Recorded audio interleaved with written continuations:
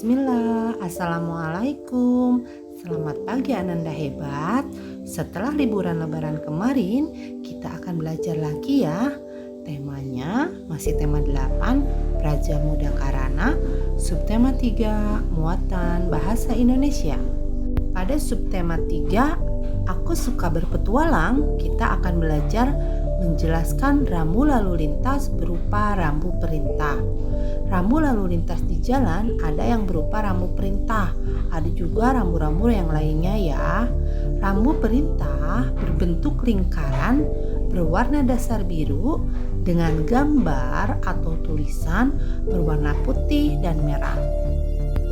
Semua rambu lalu lintas di jalan raya berguna bagi semua pengguna jalan agar terhindar dari kecelakaan. Berikut contoh rambu perintah. Ingat ya, rambu perintah itu warna dasarnya biru. Yang pertama ada tanda panah ke sebelah kanan, berarti wajib belok ke kanan. Yang kedua ada tulisan 60 km, berarti kecepatan maksimumnya hanya sampai 60 km per jam saja ya. Yang ketiga wajib masuk lajur ke kiri. Di situ tanda panahnya sebelah kiri ya.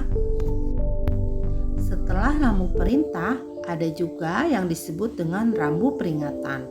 Rambu peringatan dipasang di jalan raya sebagai peringatan bagi para pengguna jalan. Rambu peringatan memiliki latar berwarna kuning dan gambar atau tulisan berwarna hitam. Sepertinya ini kalau rambu peringatan itu ya diberi warna kuning supaya terlihat ya, supaya gampang terlihat karena ini peringatan untuk pengemudi atau pengguna jalan di depan ada apa. Nah, di sini juga ada rambu peringatan, contoh rambu peringatan ya. Yang pertama adalah gambar penyempitan jalan ya. Itu pada gambarnya dari tadinya besar jadi kecil. Nah, itu rambu penyempitan jalan. Yang kedua adalah tikungan ke kiri. Di situ ada tanda panah yang berbelok ke kiri. Yang ketiga adalah jalan licin. Enggak, pada gambar di situ ada seperti jalan bergelombang dan gambar mobil. Pada halaman 152 ada teks tentang rambu peringatan.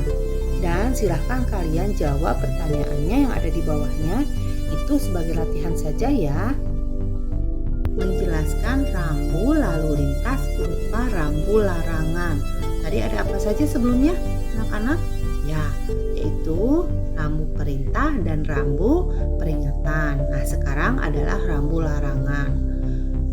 Rambu larangan dipasang sebagai tanda hal-hal yang tidak boleh dilakukan oleh pengguna jalan. Larangan ini diberikan demi keselamatan pengguna jalan dan juga demi menjaga ketertiban di jalan raya. Lampu larangan memiliki warna dasar putih dan warna gambar atau tulisan berwarna merah dan hitam. Di sini ada contoh lampu larangan. Yang pertama adalah dilarang mendahului. Di situ ada tanda panah dua, satu lurus yang satu berbelok ya. Itu adalah rambu dilarang mendahului. Yang kedua adalah ada huruf S yang dicoret, berarti itu dilarang berhenti. Yang ketiga ada huruf P yang dicoret, itu berarti dilarang parkir. Menjelaskan rambu lalu lintas berupa rambu petunjuk. Pengguna jalan raya harus mematuhi rambu-rambu yang ada. Rambu petunjuk digunakan untuk menunjukkan tempat atau lokasi tertentu agar mempermudah pengguna jalan menemukan lokasi yang dituju. Rambu petunjuk ini, di sini ada contoh rambu petunjuk ya.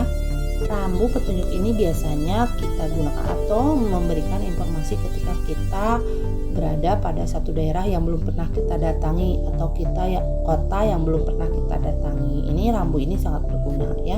Di sini ada contohnya, coba perhatikan. Yang pertama adalah rambu rumah sakit. Rambu petunjuk rumah sakit didesain berbentuk kotak dengan warna dasar biru. Rambu tersebut memuat gambar tempat tidur berwarna putih serta gambar palang merah. Nah, yang kedua ada rumah makan. pada rambu petunjuk rumah makan terdapat gambar garpu dan sendok berwarna hitam dengan warna dasar putih dan pinggiran biru. Berikut adalah rambu petunjuk yang lainnya ya. Di sini adalah gambar petunjuk arah. Ini juga sangat berguna kalau kita pergi ke daerah-daerah yang seperti Bu tadi bilang belum pernah kita datangi ya, atau baru satu kali lupa lagi. Di sini kita bisa melihat petunjuk arah dari rambu berikut. Untuk rambu petunjuk arah warna dasar hijau dan memuat panah yang sesuai dengan arah lokasi disebutkan pada rambu. Ini biasanya adanya di jalan raya ya. Menemukan informasi tentang rambu lalu lintas dari teks percakapan. Informasi tentang rambu-rambu lalu lintas dan rambu petunjuk dapat kita peroleh dari teks percakapan. Setelah membaca teks percakapan, kamu dapat menjelaskan makna dari beberapa rambu lalu lintas dengan menjawab pertanyaan yang diberikan. Ini ada pada halaman 159 dan 160 pada buku pena kalian ya. Menceritakan rambu lalu lintas dalam gambar berseri. Tadi kan sudah dari percakapan, sekarang kita dari gambar berseri ya. Kita dapat membuat cerita dari rangkaian gambar yang berisi rambu-rambu lalu lintas. Di sini ada ya pada halaman di buku pena kalian pada halaman 163. Untuk dapat menceritakannya, kita perlu mengamati gambar dengan seksama terlebih dahulu. Alhamdulillah pembelajarannya telah selesai ya. Hari ini untuk muatan bahasa Indonesia tidak ada tugas yang harus dikerjakan. Hanya latihan saja yang tadi ya, tidak perlu dilaporkan. Nah, sampai berjumpa lagi pada pembelajaran berikutnya.